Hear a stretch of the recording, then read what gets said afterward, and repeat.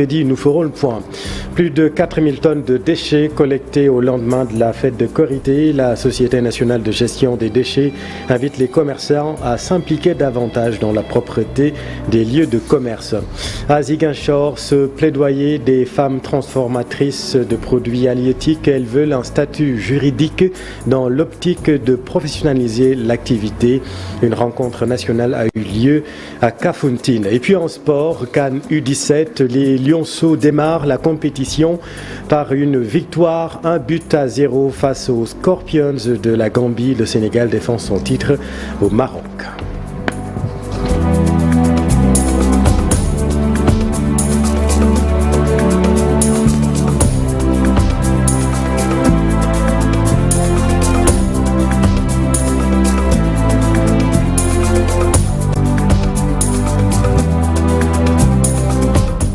S'il y a forcing, nous prendrons acte. La société civile sénégalaise rejette en bloc la proposition de loi portant interprétation de la loi d'amnistie. Le texte sera examiné ce mercredi en plénière à l'hémicycle Mamadou Fall.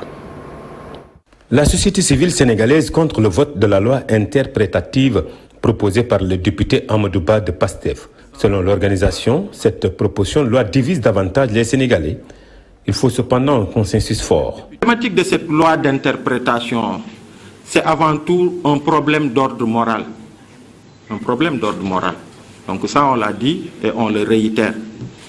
Et donc, consulter les acteurs. D'abord, c'est parce que cette loi n'est pas une loi comme n'importe laquelle. C'est une loi qui traite d'un moment douloureux de notre passé récent. Avec plus de 80 morts, 2000 prisonniers, des personnes torturées, des personnes qui ont été victimes de traitements inhumains et dégradants, des personnes qui ont été victimes d'incendies de leur domicile, entre autres pratiques. Donc ce n'est pas n'importe quelle loi. Si on décide d'en parler, si on décide de régler ce problème, cette situation, cela mérite quand même que les Sénégalais, dans leur diversité, puissent être écoutés pour qu'on puisse arriver à un consensus national fort. Une proposition de loi qui passera comme une lettre à la poste si l'on se fie aux déclarations du premier vice-président de l'Assemblée nationale. Pour Mouniaï Sissé, la société civile prendra tout simplement acte en cas de forcing. Forcing, on va prendre acte simplement. Mais je pense qu'il ne doit pas y avoir forcing. Quant à la légitimité ou non des députés à prendre une initiative parlementaire de ce genre, quand en 2011, le président Wade a voulu modifier la Constitution, il a voulu passer par ses députés pour supprimer le quart bloquant, donc le deuxième tour. C'est ça qui est à l'origine du mouvement M23. Est-ce qu'on devait dire simplement ces députés sont légitimes, donc ils ont le droit de voter des lois à notre nom, même si ces lois, même si nous les estimons étant des lois qui ne vont pas dans l'intérêt des Sénégalais. Je donne juste cet exemple. Est-ce qu'on doit laisser tout le temps les députés aller dans le sens voulu par le parti au pouvoir? Non, je dis non. Sinon, c'est les mêmes députés qui, à la veille des élections, avaient voté une loi pour permettre au président Macky Sall de reporter les élections. Est-ce qu'on doit dire que ces députés aussi avaient une légitimité de le faire? Les députés sont convoqués ce 2 avril en séance plénière pour examiner la proposition de loi numéro 05-2025 visant à interpréter la loi d'amnistie numéro 2024-09 du 13 mars 2024. À la une également de l'actualité, ce grand coup de balai dans les artères de la capitale au lendemain de la Korité. Plus de 4000 tonnes de déchets collectés. La Société nationale de gestion des déchets invite les commerçants à s'engager davantage dans la propreté des lieux de commerce. Le charme de ce travail-là, c'est qu'il y a un renouvellement du dispositif du mobilier urbain, notamment des bacs à ordures. Aujourd'hui, sur les 10 000 bacs qu'on a réceptionnés récemment, tout a été transféré sur l'ensemble du territoire avec aussi un renouvellement des bacs, surtout à travers les points de regroupement normalisés. J'avoue que ça a été quand même un début de tout ce qu'on veut faire dans le secteur avec le renouvellement des tenues à venir, le petit matériel. D'habitude, sur la région de Dakar, on est à niveau 4000 tonnes, mais également si y a la Korité, c'est pas comme la Tabaski, on peut estimer que le tonnage n'est pas trop variable, on peut aller jusqu'à 4200, mais dans l'ensemble, je crois que ça peut être aussi des déchets variables, un peu, que ce soit les emballages, c'est pas lourd, mais si c'est la Tabaski, il y a beaucoup d'autres types de déchets qui sont plus mobilisants et qui risquent d'être plus encombrants. À Thiès, le maire se dit préoccupé par les nombreux accidents de la circulation sur la ligne des chemins de fer provoqués selon lui par les trains des ICIS et CGO. Il interpelle le directeur des chemins de fer du Sénégal. Vous avez écouté le docteur Babacar Diop en Wolof, jour de Korité qui coïncide avec le 40e jour du rappel à Dieu de El Hadj Iliman Ndour, séance de prière chez la famille Ndour. En présence de l'imam de la grande mosquée Massalikul Jinan, Pape Farani.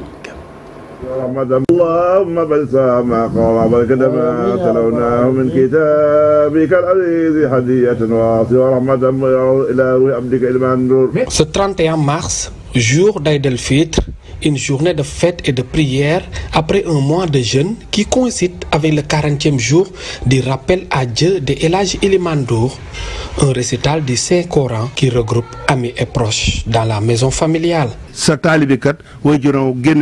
Vous avez choisi de venir nous présenter vos condoléances en ce jour si important. Vos condoléances à l'égard de votre talibé après son rappel à Dieu, qui est notre Père. Malgré l'appel téléphonique, vraiment, ça nous a fait droit au cœur. Vous pouviez seulement vous contenter du contact à Massalikul Jinan. Vraiment, la famille est contente. Pour présenter lui aussi ses condoléances. Sëñ Mourtala wax ci moom loo xam ne mësuñu dégg mu wax ko ci kenn daa dee ne Pastef gi mu xam ci moom nañ ko jàppee na jëmmam moom sëñ Mourtala. Serigne Mountakha Mbacké a fait des témoignages exceptionnels sur le Saint-Homme. Selon lui, Serigne Moustapha est à son image. Un déplacement magnifié par Youssou Ndour qui sollicite des prières à l'endroit du Saint-Homme. Nous sommes très honorés de cette visite, vraiment. Nous sommes contents et fiers. Et cette visite nous rassure. Merci infiniment.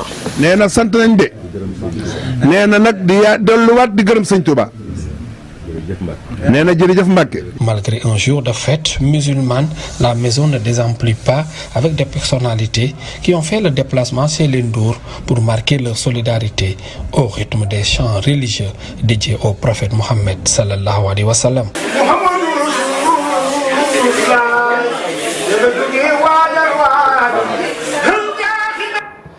Et puis ce plaidoyer à Ziguinchor des femmes transformatrices de produits halieutiques, elles veulent un statut juridique dans l'optique de professionnaliser davantage l'activité. Une rencontre nationale a eu lieu à Kafountine. Boubacar Diassi. Les femmes transformatrices du Sénégal réunies ici à Kafountine dans le département de Bignona réclament à l'État un statut juridique et l'obtention d'une carte professionnelle nationale qui puisse les faire identifier et les protéger. Les cartes que nous réclamons devraient être des cartes vraiment nationales, dont les seuls titulaires seraient des Sénégalaises, car c'est là que nous travaillons. Car c'est de notre travail que nous nourrissons la famille. Plusieurs partenaires de ces femmes les soutiennent dans ce combat. Pour, comme je l'ai dit, l'instauration d'un décret, ce décret-là va allouer aux femmes plus de pouvoir dans leurs tâches et ce décret va protéger leur métier et aussi plus de financement dans un contexte où elles sont agressées par les usines de farine de poisson. Encore que les produits halieutiques sont de plus en plus rares. Et les femmes étant ravitaillées dans leur travail à partir des débarquements des pirogues de pêche artisanale, c'était important que le RFPAS puisse participer quand même à ce projet pour qu'on puisse vraiment dérouler le plaidoyer que ces femmes-là ont. La pêche est l'une des principales activités économiques qui embauchent les femmes à Kafountine.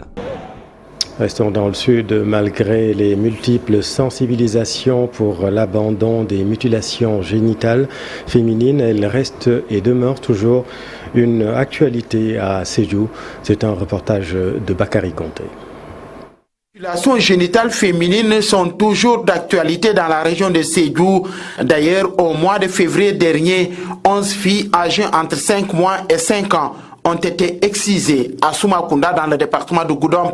La première adjointe au maire de Sédhiou demande l'application stricte des lois en vigueur pour décourager les auteurs. Jusqu'à présent, aucune personne n'a été emprisonnée. Ça, c'est un point.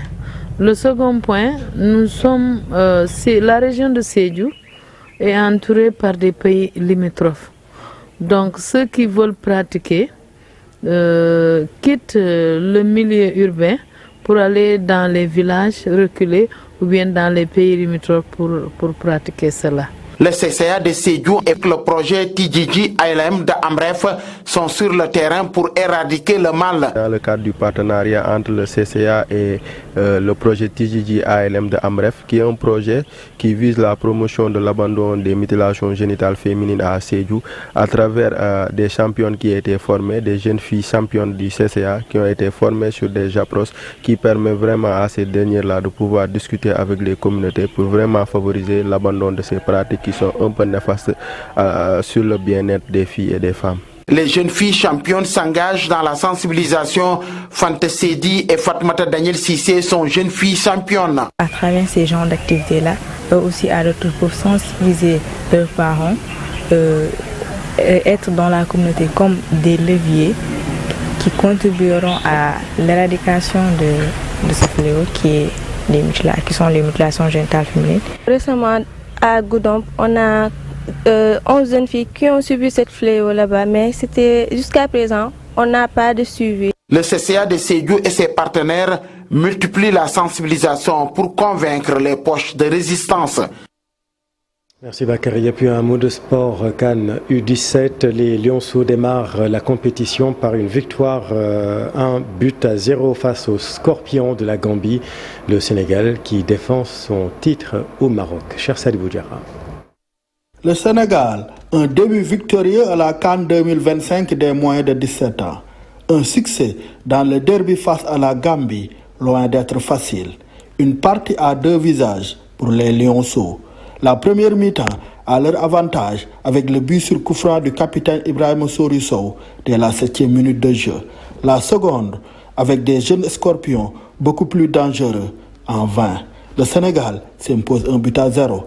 On savait que ça sera difficile parce qu'on a une fois rencontré Dura le Wafou et wow, nous l'avons vu tous. Je suis très content. Tout ça, c'est grâce à mes coéquipiers, je les remercie. Alors on demande chaque fois à nos arrières d'ailes de faire fausse piste. Au lieu de courir sur la ligne de touche, mais de prendre l'intérieur du terrain. Donc ça, c'est notre façon de jouer. Ils l'ont réussi quand même en première mi-temps. Mais en deuxième mi-temps, alors ce qu'on n'a surtout pas réussi, c'est surtout les gestes techniques. Techniquement, on n'a pas été bon. On a raté trop de passes, trop de prises de balles vers l'avant. Donc souvent aussi, on sortait de la densité et on retournait encore dans la densité, au lieu de chercher à aérer le jeu. Mais tout ça, c'est des choses quand même, parce que les compétitions nous servent donc à corriger les imperfections. Donc on va mettre la vidéo, alors essayer d'expliquer aux jeunes pour la prochaine fois comment se comporter si le jeu est haché, si le jeu est dense. Donc être bon techniquement et aussi essayer d'aérer le jeu pour étirer l'équipe adverse. Une victoire poussive, le résultat d'un plan de jeu non respecté. Que nous, on ne demande pas à nos excentrés d'être toujours en défense, d'aller tout le temps défendre. Non. On leur épargne souvent la tâche défensive pour être ce qu'on appelle le premier élément à joindre.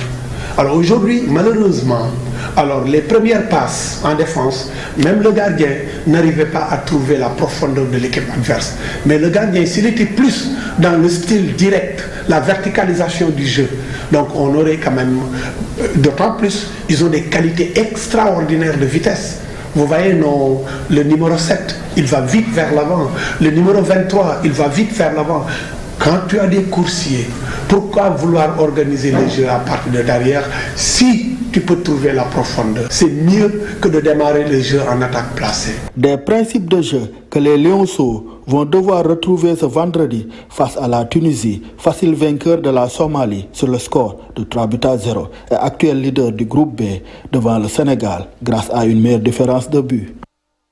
C'est la fin de cette édition. Merci infiniment de l'avoir suivi. Les programmes continuent sur TFM. Restez avec nous. Vous êtes au bon endroit. Bonne soirée.